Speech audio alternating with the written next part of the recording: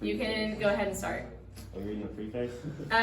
No, we're not. No. And video is on, so anything else you say is now recorded. That's okay. Okay, so starting with chapter 1, I'm just going to start reading. And if something, whenever I feel like something's important to stop, I'll stop and be like, what do you think about that? Or what is he trying to say? I'm going to ask that a lot. Okay, so here we go. In my younger and more vulnerable years, my father gave me some advice that I'd been turning over in my mind ever since. Whenever you feel like criticizing anyone, he told me, just remember that all the people in this world haven't had the advantages you've had. He didn't say any more, but we've always been unusually communicative in a reserved way. And I understood that he meant a great deal more than that. In consequence, I'm inclined to reserve all judgments, a habit that has opened up many curious natures to me and also made me the victim of not a few veteran bores. Okay, so what does he mean by reserve all judgments? In here we've talked a lot about it being like a no judgment zone. So what is his father telling him to do? He said he's inclined to reserve all judgments now. Yeah, hold judgments. Like, because his dad says, hey, just remember all the people in this world haven't had the advantages you've had. So he's always tried to be kind of non-judgmental, be really hopeful, right? Okay, let's keep going. The abnormal mind is quick to detect and attach itself to this quality when it appears in a normal person. And so it came about that in college I was unjustly accused of being a politician because I was privy to the secret griefs of wild, unknown men. Most of the confidences were unsought. Frequently, I have feigned sleep, preoccupation, or a hostile levity when I realized by some unmistakable sign that an intimate revelation was quivering on the horizon. For the intimate revelations of young men, or at least the terms in which they express them, are usually plagiaristic and marred by obvious suppressions. Okay, so we talked about this. What is he doing right now? He's kind of going on a rant. Yeah, he's using big words, so we know he's educated, but like what is he doing? He's not talking about like himself and like, hey, I'm from this town, here's what's going on.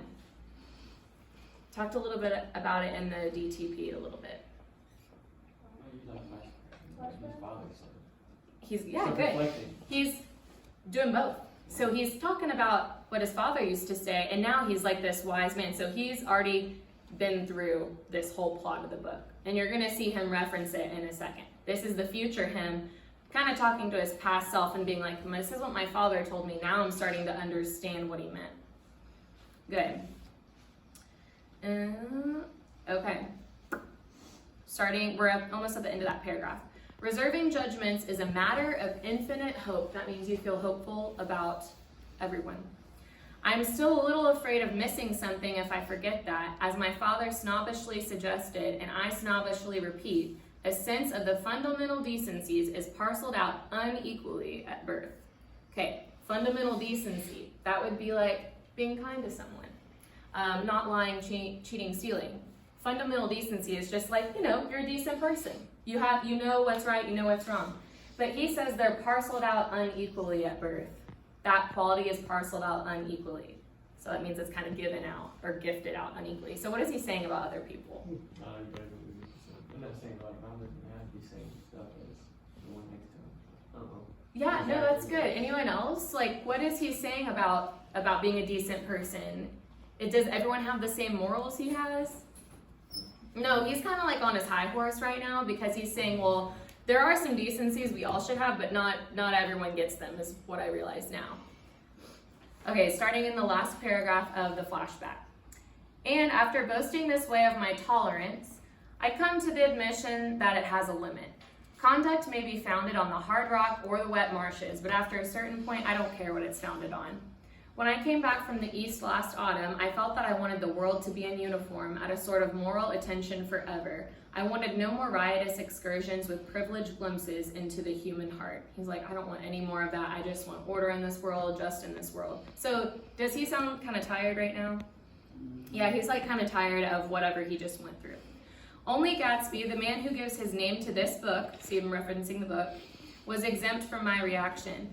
Gatsby, who represented everything for which I have an unaffected scorn. If personality is an unbroken series of successful gestures, then there was something gorgeous about him, some heightened sensitivity to the promises of life, as if he were related to one of those intricate machines that register earthquakes 10,000 miles away.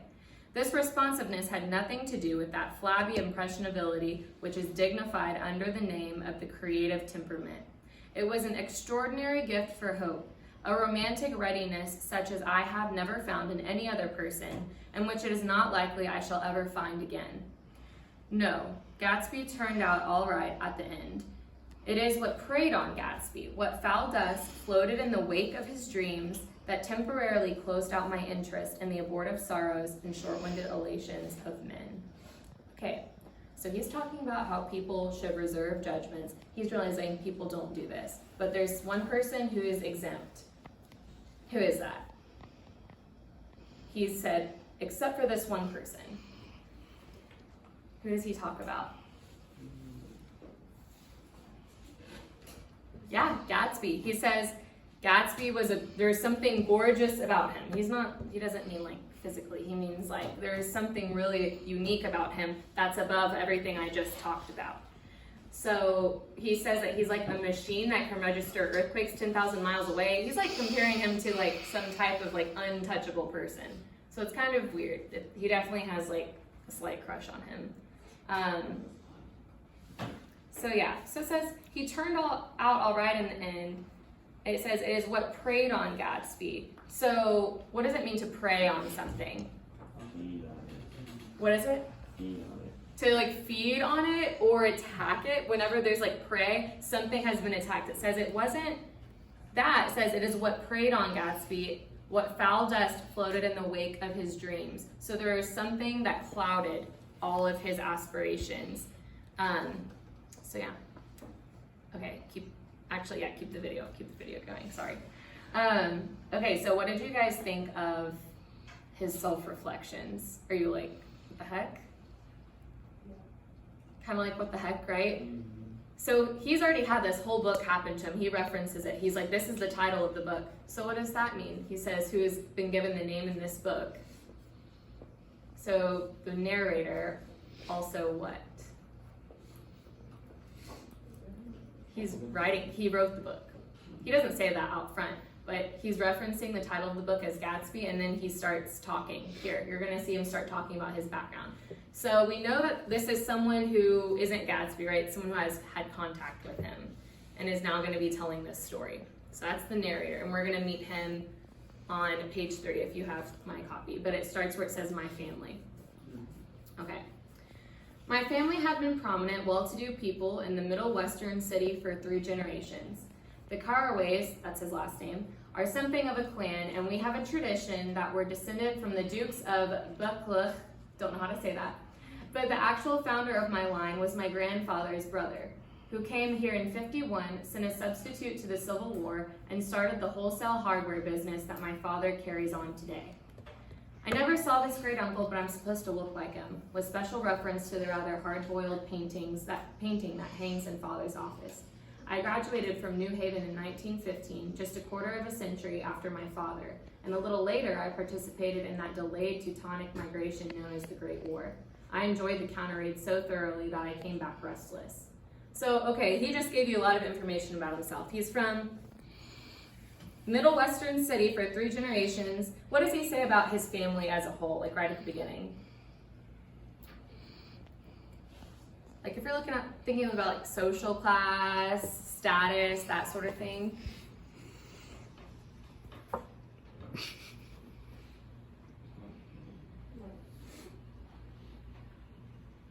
What kind of vibe do you get from him?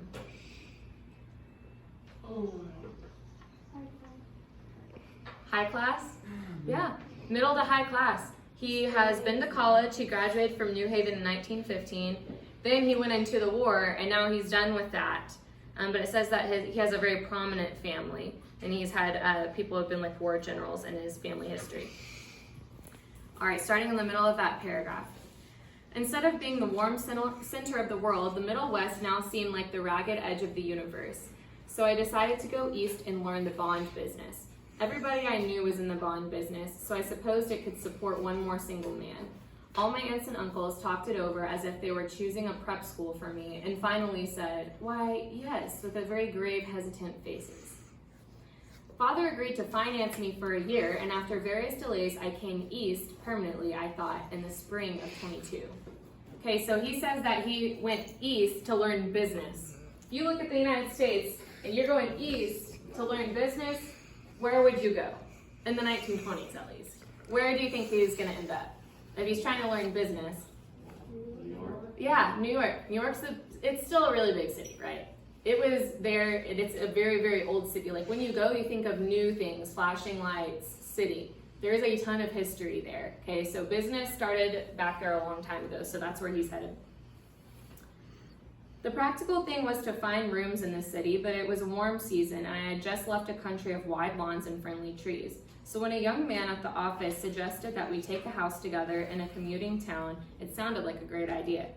He found the house, a weather-beaten cardboard bungalow at $80 a month, but at the last minute, the firm ordered him to Washington, and I went out to the country alone. I had a dog, at least I had him for a few days until he ran away, and an old Dodge and a Finnish woman who made my bed and cooked breakfast and muttered Finnish wisdom to herself over the electric stove. So the Finnish woman, what is she there for? Housekeeping. Housekeeping. So he's gotten a house, he's moved to New York, he was able to do all this without a job yet. His father financed him for a year. Must be nice, right? But he's feeling good. He's feeling good about all this. It was lonely for a day or so until one morning some man, more recently arrived than I, stopped me on the road. "How do you get to West Egg Village?" he asked helplessly. I told him. And as I walked on, I was lonely no longer. I was a guide, a pathfinder, an original settler. Is he really an original settler here? No, he's just like feeling like super great about all this. He had casually conferred on me the freedom of the neighborhood.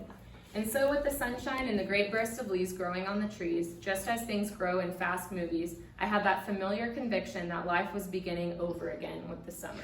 So he's like, this is gonna be great. There was so much to read, for one thing, and so much fine health to be pulled down out of the young, breath-giving air.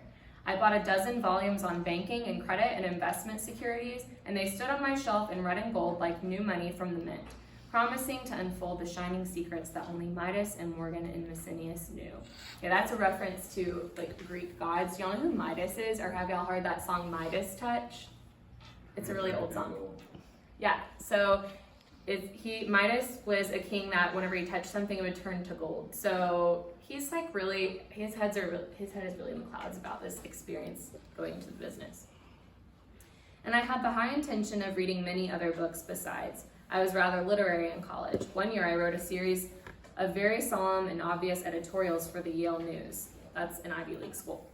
And now I was going to bring back all such things into my life and become again the most limited of all specialists, the well-rounded man. This isn't just an epigram. Life is much more successfully looked at from a single window, after all. It was a matter of chance that I should have rented a house in one of the strangest communities in North America. It was on that slender, riotous island which extends itself due east of New York, and where there are, among other natural curiosities, two unusual formations of land. 20 miles from the city, a pair of enormous eggs, identical in contour and separated by only a courtesy bay, jut out to the most domesticated body of salt water in the Western Hemisphere. Okay, I'm gonna pause right there. I know it's mid-sentence, but this is what I wanted to show y'all. This is on slide 1. So this is an illustration of what he's talking about. He says two enormous eggs. He's referencing the shape of these peninsulas. So he's in New York, but there's a bay that separates them from the city. And did y'all catch which side he's on? Oh, well, we're about to read it. But that man came up and asked, how do you get to what village? West Egg, yeah. This man comes and asks how you get there, and he's like, oh, I know where it is, and he's literally living on it, so it wasn't that hard. Okay, so West Egg's over here, and then there's a little bay. He said there's a little bay separating these two sides. But he says it was really weird for certain reasons. Okay, I was mid-sentence where it says Western Hemisphere. The great wet barnyard of Long Island Sound, that's where they're at. They're not perfect ovals, just like the egg in the Columbus story. They are both crushed flat at the contact end, but their physical resemblance must be a source of perpetual confusion to the gulls that fly overhead. To the wingless, a more arresting phenomenon is their dissimilarity in every particular except shape and size. So he's saying they look really similar, but there's something that's weird about this location. I lived at the West Egg, the less fashionable of the two, though this is a most superficial tag to express the bizarre, and not a little sinister contrast between them. My house was at the very tip of the egg. Oh, almost. He's almost. Only 50 yards from the Sound, which is out here, and squeezed between two huge places that rented for $12,000 or $15,000 a season. The one on my right was a colossal affair by any standard. It was a factual imitation of some Hotel de Ville in Normandy, which looks like this. So see how like he's like right here, and then this one is like just casually right next to him. Okay, you can keep the video going. Let me pull this up. Where'd it go? No. Point at her.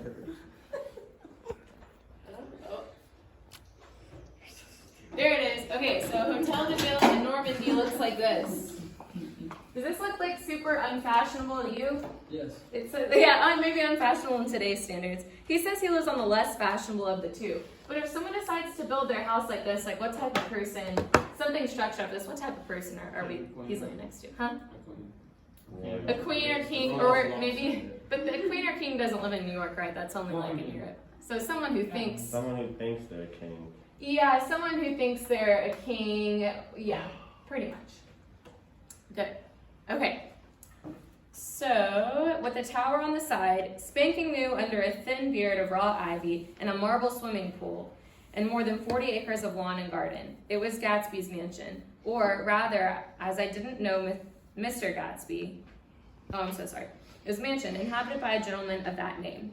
My own house was an eyesore, but it was a small eyesore, and it had been overlooked, so I had a view of the water, a partial view of my neighbor's lawn, and the consoling proximity of millionaires, all for $80 a month. So he's like, I get to live here and be with all these people who are established, but look here, new money, old money. Do y'all know what the difference is? See this little parentheses? Do y'all know what that means? Have y'all heard that before? It's Elon. Yes? Do you have Cole Huddleston? No, he just walked out Okay, thanks. to go to the bathroom. Dang it. Okay. So, new money would be like someone who's not as established, right? They're just now gaining money and they're just moving like into the neighborhood. So that's where he's at. And there's this huge house next to him, which is kind of weird because you'd think that, oh, there he is. You can stop the video.